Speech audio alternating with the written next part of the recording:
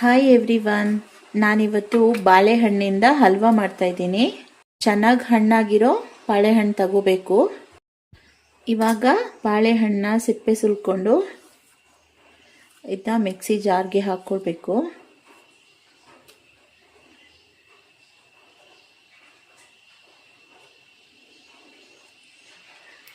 ಈ ಥರ ಚಿಕ್ಕದಾಗಿ ಕಟ್ ಮಾಡ್ಕೋಬೇಕು.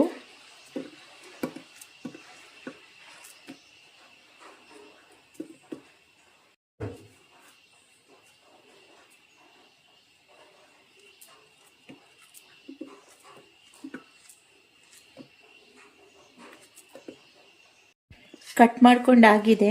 ಇವಾಗ ಸ್ವಲ್ಪ ನೀರು ಆ್ಯಡ್ ಮಾಡಿಕೊಂಡು ಇದನ್ನ ಮಿಕ್ಸಿ ಮಾಡ್ಕೋಬೇಕು. ನೈಸಾಗಿ, ಯಾವ ಗಂಟು ಇರಬಾರ್ದು. ಇದೆಲ್ಲ ಚೆನ್ನಾಗಿ ಮಿಕ್ಸಿ ಆಗಬೇಕು. ಮಿಕ್ಸಿ ಮಾಡ್ಕೊಂಡಾಗಿದೆ ನೋಡಿ, ಈ ಥರ ನೈಸಾಗಿ ಮಿಕ್ಸಿ ಮಾಡ್ಕೋಬೇಕು. ಬಾಳೆಹಣ್ಣಿನ ಚೂರು ಯಾವುದು ಸಿಗಬಾರ್ದು. ಈ ಥರ ನೈಸಾಗಿ ಮಿಕ್ಸಿ ಮಾಡ್ಕೋಬೇಕು. ಇವಾಗ ಪಾತ್ರೆಗೆ ಹಾಕ್ಕೊಳ್ಳೋಣ.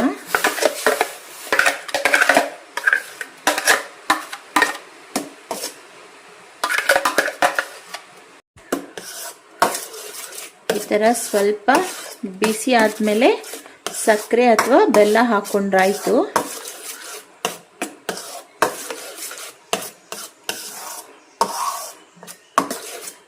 ಇದಕ್ಕೆ ಮೆಜರ್ಮೆಂಟ್ ಏನು ಬೇಡ.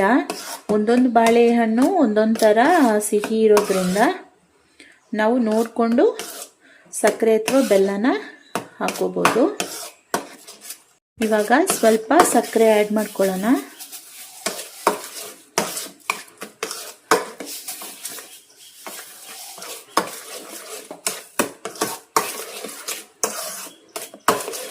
ಇದು ಕೈ ಆಡಿಸ್ತಾನೆ ಇರಬೇಕು, ಕೈ ಬಿಡಬಾರ್ದು. ಸಕ್ಕರೆ ಕರಗ್ತಾ ಇದೆ. ಕರಗಿದ ಮೇಲೆ ಸ್ವಲ್ಪ ರುಚಿ ನೋಡಿ ಪುನಃ ಸಕ್ಕರೆ ಹಾಕೋಬಹುದು. ನಾ ಪುನಃ ಸ್ವಲ್ಪ ಸಕ್ಕರೆ ಹಾಕೋತಾ ಇದ್ದೀನಿ. ತುಂಬ ಸಿಹಿನೂ ಚೆನ್ನಾಗಿರಲ್ಲ, ಹಾಗೆ ಸಿಹಿ ಇಲ್ಲದೋದ್ರೂ ಚೆನ್ನಾಗಿರಲ್ಲ.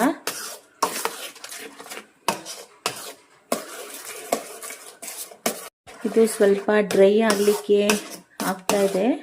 ಇವಾಗ ನಾವು ಸ್ವಲ್ಪ ತುಪ್ಪ ಹಾಕೋಬೇಕು.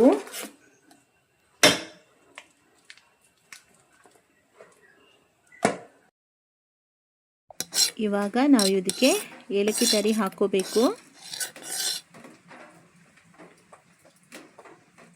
ಇವಾಗ ಗಟ್ಟಿ ಆಗಿದೆ, ಇಷ್ಟು ಸಾಕು. ಇವಾಗ ನಾವು ಇದನ್ನ ಬಟರ್ ಪೇಪರ್ ಪ್ಲೇಟಲ್ಲಿ ಈ ಥರ ಹಾಕ್ಕೊಂಡಿದ್ದೀನಿ. ಅಂದರೆ ಅದು ಅಂಟಬಾರ್ದು ಅಂತ, ತುಂಬ ಹಾರ್ಡಾಗಿಬಿಡುತ್ತೆ. ಅದಕ್ಕೆ ಈ ಥರ ಬಟರ್ ಪೇಪರ್ಗೆ ಹಾಕ್ಕೊಂಡ್ರೆ ಬೇಗ ಸೆಟ್ ಆಗುತ್ತೆ ಕೂಡ. ಇದನ್ನು ಒಂದು ಅರ್ಧ ಗಂಟೆ ಆದರೂ ಸೆಟ್ ಆಗಲಿಕ್ಕೆ ಹೀಗೆ ಇಡಬೇಕು. ಇದ್ರ ಮೇಲೆ ಸ್ವಲ್ಪ ತುಪ್ಪ ಸವರ್ಕೊಳ್ಳಿ.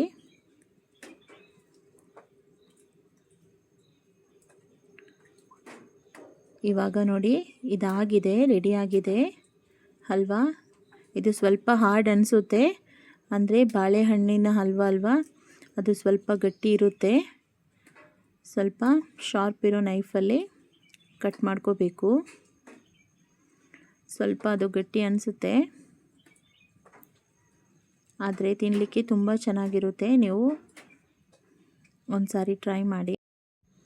ಹಲ್ವಾ ತುಂಬ ಚೆನ್ನಾಗಿ ಬಂದಿದೆ ನೋಡಿ.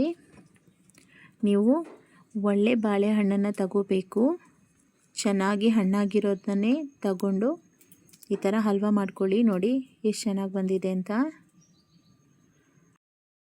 ಎಲ್ಲರಿಗೂ ಈ ವಿಡಿಯೋ ಇಷ್ಟ ಆಗಿದೆ ಅನ್ಕೋತೀನಿ. ನಿಮಗೆಲ್ಲರಿಗೂ ಈ ವಿಡಿಯೋ ಇಷ್ಟ ಆಗಿದ್ದರೆ ಲೈಕ್ ಮಾಡಿ, ಸಬ್ಸ್ಕ್ರೈಬ್ ಮಾಡಿ ಮರಿಬೇಡಿ. Thank you.